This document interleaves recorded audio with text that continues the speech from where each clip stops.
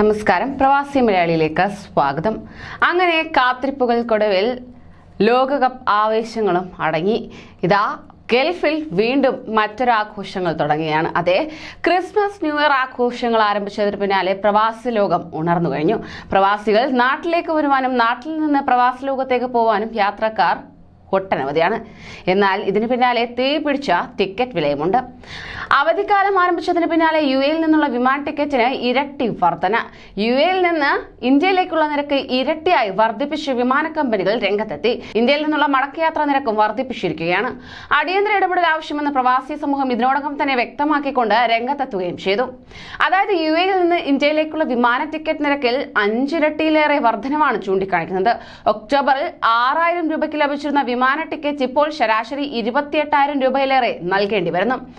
നിരക്ക് വർധന എല്ലാ എയർലൈനുകളും നടപ്പാക്കി ക്രിസ്മസിന് നാട്ടിലേക്ക് പ്രത്യേക നിരക്ക് പ്രഖ്യാപിച്ചു. അങ്ങനെ വൺ വേ ടിക്കറ്റിന് 730 ദിർഹം മുതൽ ആരംഭിച്ച എയർ ഇന്ത്യയിലും അതിനേക്കാൾ ഇരട്ടിയിലേറെ തുകയാണ് ഇപ്പോൾ ഈടാക്കുന്നത്. യുഎയിൽ 3 ആഴ്ചത്തെ ശൈത്യകാലാവധി ആരംഭിച്ചതും ക്രിസ്മസ് പുതുവർഷാഘോഷത്തിനായി നാട്ടിലേക്ക് പോകുന്നവരുടെ എണ്ണവും കണക്കിലെടുത്താണ് ഇപ്പോഴത്തെ വർധനവെന്നാണ് അറിയാൻ കഴിയുന്നത്. വെള്ളിയാഴ്ച അടച്ച സ്കൂളുകൾ ജനുവരി 2-നാണ് ഇനി തുറക്കുക. അതുകൊണ്ട് തന്നെ ഉയർന്ന നിരക്ക് ജനുവരി പകുതി വരെ തുടരുകയും ചെയ്യും. യുഎയിൽ നിന്ന് കേരളത്തിലേക്ക് നേരിട്ടുള്ള വിമാനങ്ങളിൽ സീറ്റുകൾ ലഭ്യമാണെങ്കിലും ജനുവരിയിൽ യുഎയിലേക്ക് നേരിട്ട് സർവീസ് നടത്തുന്ന ഭൂരിഭാഗം വിമാനങ്ങളിലും സീറ്റില്ലെന്നാണ് അറിയാൻ കഴിയുന്നത്. അതേസമയം ക്രിസ്മസ് ന്യൂ ഇയർ അവധിക്കും ആഘോഷത്തിനുമായി നാട്ടിലെത്താനാകാതെ കഴിയുകയാണ് മറുനാടൻ മലയാളികൾ. റെയിൽവേയിൽ ടിക്കറ്റ് ലഭിക്കാനില്ല. വിമാനത്തിൽ വരാമെന്ന് കരുതിയാൽ പൊള്ളുന്ന വിലയാണ് ഉള്ളത്. 6 ഇരട്ടി വരെയാണ് ടിക്കറ്റ് നിരക്ക് ഉയർന്നിരിക്കുന്നത്.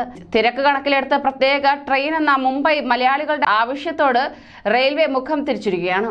മറ്റിടങ്ങളിലേക്ക് പ്രത്യേക ട്രെയിൻ ഓടിക്കുമ്പോഴാണ് കേരളത്തോടുള്ള അവഗണന. ട്രെയിൻ ടിക്കറ്റുകളെല്ലാം മാസങ്ങൾക്ക് മുമ്പേ വിറ്റുപോയതിനാൽ തന്നെ ഈ ക്രിസ്മസ് കാലത്ത് നാട്ടിലെത്തുക മലയാളികൾക്ക് പ്രതിസന്ധിയായി മാറിയിട്ടുണ്ട്.